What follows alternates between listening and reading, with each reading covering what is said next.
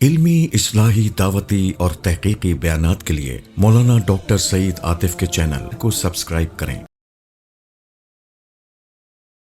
اسی طرح نبی کریم صلی اللہ علیہ وسلم جب مدینہ منورہ تشریف لائے ہیں تو وہاں کافر مشرکین کے بالمقابل ایک آہنی دیوار، دفاعی دیوار تعمیر کرنی تھی، اور مدینہ میں مسلمانوں کے 2 قبیلوں کے علاوہ یہود کے 3 بڑے قبائل تھے، اور وہ بھی اللہ کے نبی کے دشمن بھی ہیں، سازشی بھی ہیں۔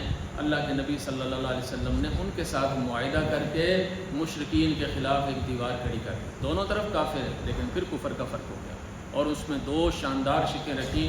باقی اکثر ان کی باتیں مان لیں، تمہیں یہ بھی آزادی، تمہیں یہ بھی آزادی، تمہیں یہ بھی آزادی، تاکہ اگر 20 شکیں ہیں تو کہیں دیکھیں جی 18 ہماری مانی گئی۔ تو حضور نے فراست کے ساتھ 2 شکیں ایسی رکھی۔ ایک میں فرمایا کہ مدینے والوں پر کوئی بھی حملہ کرے گا بیرونی تو سارے مل کر مدینے کا دفاع کریں گے۔ اب سوال تو پیدا ہوتا ہے کہ یہود کے تو کوئی دشمن تھے ہی نہیں، مشرکین سے یہود کی جو دشمنی تھی نہیں، تو یہاں تو حضور صلی اللہ علیہ وسلم کے وہ دشمن تھے۔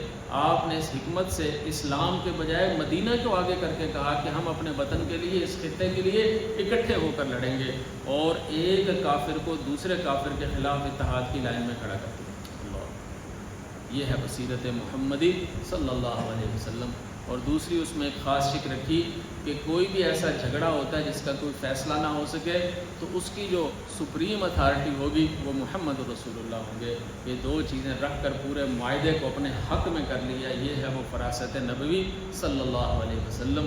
جب امت اس سے محروم ہوتی ہے تو ہر جگہ لڑتی جھگڑتی اور اپنے اسی پرانے موقف اور پرانی چیزوں پر قائم رہتی ہے، اور جب روشن ضمیری پیدا ہوتی ہے تو پھر صدیوں کا فاصلہ اسے نظر آتا ہے۔ وہی جو اقبال نے کہا تھا، کھول کر آنکھیں میرے آئینہ گفتار میں، کھول کر آنکھیں میرے آئینہ گفتار میں، آنے والے دور کی ایک دھندلی سی تصویر دے۔ اور پھر خود قرآن کا جو انداز ہے وہ فرماتا ہے وَلَا تَرْكَنُوا إِلَى الَّذِينَ ظَلَمُوا فَتَمَسَّكُمُ النَّارُ۔ دیکھو جو ظالم ہیں ان کی طرف تمہارا جھکاؤ بھی نہ ہو، تمہارا تھوڑا سا بھی ادھر جھکاؤ ہوا، ہمدردی ہوئی تو فتمسکم النار، یہاں جو واہ ہے وہ تعقیب ہے، صلہ ہے، نتیجہ ہے کہ اس کا انجام یہ ہوگا کہ تمہیں جہنم کی آگ کا ایندھن بننا پڑے گا۔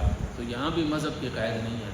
اور سورۃ الحدید میں فرمایا لقد ارسلنا رسلنا بالبینات وانزلنا معهم الکتاب والمیزان لیقوم الناس بالقسط، کہ ہم نے انبیاء علیہم السلام کو بھیجا ہے میزان کے ساتھ اور قوت یعنی لوہے کے ساتھ۔ اس لیے بھیجا لیقوم الناس بالقسط، تاکہ پوری انسانیت کو وہ عدل و قسط کی صفت پر کھڑا کر دے۔ اللہ۔ اور خود نبی کریم صلی اللہ علیہ وسلم کو قرآن نے فرمایا آپ کے جو مناصب ہیں ان میں سے ایک منصب یہ ہے لتحکم بین الناس، تاکہ آپ لوگوں کے درمیان فیصلے کیا کریں۔ یہ نہیں کہا کہ مسلمانوں کے درمیان فیصلے کریں، ایک مسلمان ظالم ہے اور ایک کافر مظلوم ہے تو ہمارا فیصلہ مسلمان کے حق میں ہوگا، نہیں، ہم عدل کی بنیاد پر کریں گے۔ اسی سے اسلام کا صحیح معنوں میں تعارف ہوگا۔ اس لیے جب انسان کو یہ بصیرت مل جاتی ہے تو پھر انسان بہت آئندہ آنے والے زمانوں میں جھانکتا ہے، صدیوں تک ان مقاصد کو حاصل کرتا ہے اور اپنی نسلوں کو بھی ان سے فیضیاب ہونے کا موقع دیتا ہے۔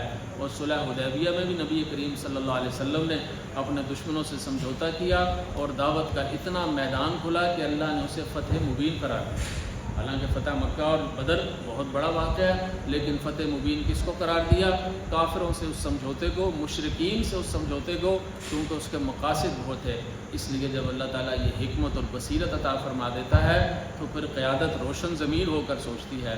ہمارے ہاں نیچے تک چونکہ شعور نہیں ہے، مذہب کے اندر تشدد ہے، اپنی بات پر بلا دلیل اکڑ جانا ہے اور اپنی بات اور اپنی دلیل کو حتمی آخری قطعی نص کی طرح پیش کرنا ہے۔ بحث وہی ہے جو میں کہتا ہوں اور غلط وہ ہے جو مخالف ہوتا ہے۔